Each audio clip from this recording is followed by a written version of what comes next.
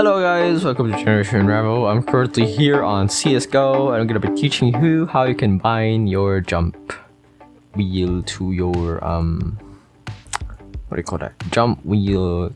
No, anything. Just bind a key or like your jump throw. Yeah, bind the jump throw. The first thing you need to do in order to make all of this happen is head over to your settings menu and then go game and make sure that your enable developer console has yes. Click on yes because that's gonna be important. All right, here we are in Inferno, and in order to make sure that it's gonna be bound, it's not found in the game settings, but something we need to program like a hacker. Yes.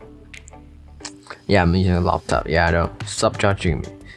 All right. So the first thing we need to do is click on the thing symbol this one on the screen.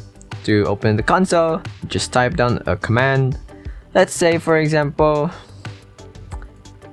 we bind space. Guys, just click the space bar on our like when we press on your jump, it just throws it at the same time. Okay, so just write what I'm writing here. Yes. Don't ask why, please just do it if you want. So what happens is that when you jump, of course it won't throw, but when you're holding your like grenade ready for it to throw, you just click on jump and it should throw your nade at the same time. Very convenient. Right. So you don't need to let go of your mouse or anything.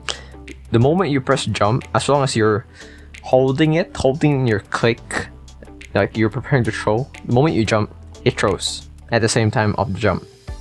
So like, yeah, it's a jump throw. Okay, again, it does not work by just jumping. You need to hold here, jump, and it should throw automatically. That is how you bind your jump throw. I hope this video helped you. Like, comment, subscribe if it did. This is Generation Raffle, and see you in the next one. Bye bye.